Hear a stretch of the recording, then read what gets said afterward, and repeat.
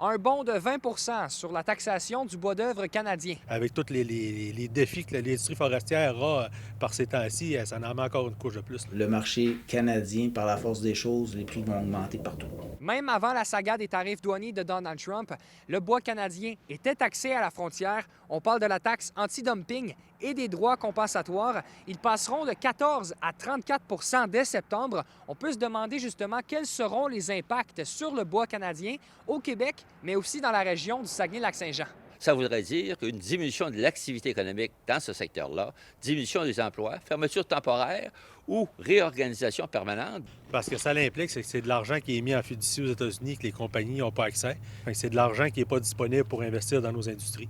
C'est un climat d'incertitude qui fait en sorte que ça paralyse l'investissement, à la fois pour les scieries, bien sûr, mais pour toutes les entreprises qui sont dans le secteur des scieries, que ce soit à un moment donné les gens qui font le transport, les gens qui utilisent les copeaux, les gens qui ont des machineries qui viennent en aide aux gens qui œuvrent dans ce secteur-là. C'est une enquête américaine qui conclut qu'on ne vend pas notre bois assez cher aux États-Unis et donc ils mettent des tarifs supplémentaires. Et ces tarifs-là s'ajoutent finalement à ceux qui s'annoncent par le président Trump d'en ajouter un autre 25 %. C'est pas des tarifs, c'est vraiment des taxes qu'on est assujettis depuis plusieurs années dans le bois d'œuvre. Tu sais, les tarifs deviennent une inquiétude pour nous depuis 3 mois.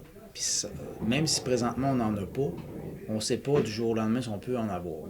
Puis là, à un moment donné, par exemple, s'il y aurait un tarif de 20 ou de 5, même ou de 10 de rajouter à notre 35, c'est encore un autre épine.